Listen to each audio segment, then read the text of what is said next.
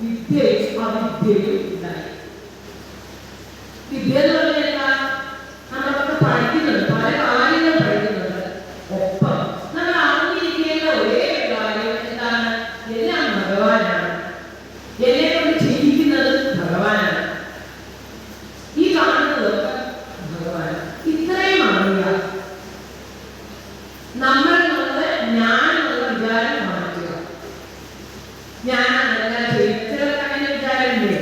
എന്നെ കവിഞ്ഞാറില്ല, ഞാൻ ഇതൊക്കെ ചെയ്തു. അവിടെ ഇല്ല, ഞാനിതൊരു പ്രസക്തി ഇല്ല. എപ്പോഴോ നമ്മൾ ഞാൻ എന്ന് പറയില്ലേ, അതൊക്കെ നമ്മളെ ഇതൊക്കെ ആരാ ചെയ്യുന്നത്? ഭഗവാനാണ്. അതാണ് വിദ്യ. എല്ലാം ഭഗവാനാണെന്നുള്ള തിരിച്ചറിവാണ് വിദ്യ. ഈ അവിദ്യ എന്ന് പറയുന്ന സാധനം എന്താ? അഹങ്കാരം. ഞാൻ ചെയ്യാൻ സാധിക്കും എന്നൊക്കെ നമ്മളോട് പറയില്ലേ? ഞാൻ ഇല്ലെങ്കിൽ എന്താണ് ചോദിച്ചു? ഒന്നുമാണ്, ഭഗവാനാണ് നമ്മളെ കൊണ്ട് ഇതൊക്കെ ചെയ്യിക്കുന്നതെന്നുള്ള തിരിച്ചറിവാണ് അവിദ്യ. അല്ലേ? അപ്പൊ നമ്മളെല്ലാം വിദ്യ എന്ന് പറഞ്ഞാൽ എല്ലാം ഭഗവാനാണ് ചെയ്യുന്നത്. അവിദ്യ എന്ന് പറഞ്ഞാൽ അഹങ്കാരം, മറ്റു വേണ്ടാത്ത ചിന്തകൾ ഒക്കെയാണ് അവിദ്യ. ഒരു പ്രകാശമില്ലായ്മ നമ്മുടെ ഉള്ളില്. ഈ ഞാനുള്ള അഹങ്കാരം തീർന്നു കഴിഞ്ഞാലൊക്കെ നമ്മുടെ ജീവിതം നശിച്ചു പോകും. ഭഗവാന് ഏറ്റവും ഇഷ്ടമില്ലാത്ത വിചാരം എന്താ പറയാമോ?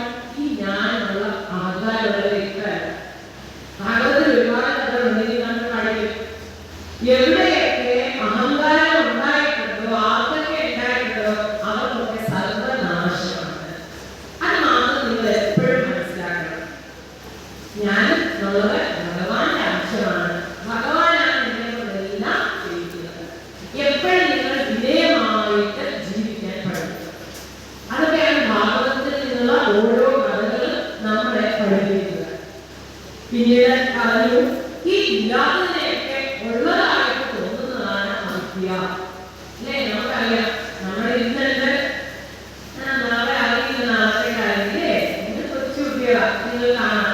ചിലർക്ക് കുറെ നാൾ ഇരുന്നാലും മരിച്ചു പോയി എന്ന് കാണാം. അല്ലേ? അതാണ്. അപ്പോ ഓർക്കണം, നമ്മള് എല്ലാം ഉണ്ടെന്നുള്ളൊരു വിചാരമാണ് നമ്മൾക്ക്. നമ്മൾ ഇവിടെ തന്നെ കാണും. മറ്റൊരാൾ മരിക്കുമ്പോൾ പോലും നമ്മൾക്ക് ചിന്തയില്ല, നമ്മൾ ഒരു ദിവസം പോകുന്നത്. അപ്പോ ഈ ഇല്ലാത്തതിനെയൊക്കെ ഉള്ളതായി തോന്നുന്നതാണ് അവിദ്യ. എന്നിട്ട് പറഞ്ഞു സൂര്യൻ എല്ലാം ആ ശബ്ദകാലം മനുഷ്യരോട് പറഞ്ഞു, ഇതൊക്കെ മാറാൻ എന്താ വഴി? കഥാശ്രവണം, ഭഗവാന്റെ കഥകൾ കേൾക്കുക.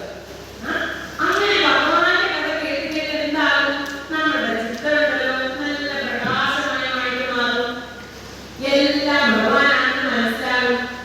എപ്പോഴും ഭഗവാന്റെ നാമം നമ്മുടെ നാവിൽ അറിയാതെ ഹരേ രാമ ഹരേ രാമ രാമ രാമ ഹരേ ഹരേ എന്നുള്ള ആ നാമം ഇങ്ങനെ ഒഴുകിക്കൊണ്ടേയിരിക്കും. നിങ്ങൾ പഠിക്കുമ്പോഴും നിങ്ങൾ കിടക്കുമ്പോഴും ഒക്കെ ഭഗവാൻ കൂടെ ഉണ്ടെന്നുള്ള ഒരു ആത്മവിശ്വാസം നിങ്ങൾക്കൊക്കെ ഉണ്ടാകും. ഈ ഭഗവാന്റെ കഥ കേൾക്കുന്നത് നിങ്ങൾ എന്ത് ചെയ്യണം?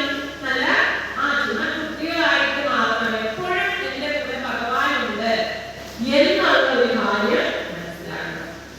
എന്നിട്ട് പറഞ്ഞു, ഈ ഭാഗവതമുണ്ടല്ലോ, നമ്മൾ ഇന്ന് വേറൊക്കെ പഠിക്കുന്നില്ലേ, അതിന്റെ അർത്ഥം നമ്മൾക്ക് മുഴുവനായിട്ട് മനസ്സിലാക്കാൻ പറ്റുമോ? ഇല്ല, അല്ലേ? ഇച്ചിരി പാടാം. അപ്പൊ ഈ വേദത്തിലുള്ള കാര്യങ്ങളൊക്കെ നമ്മളെ പോലുള്ള സാധാരണക്കാർക്ക് മനസ്സിലാക്കാനായിട്ട് ലഘുവായ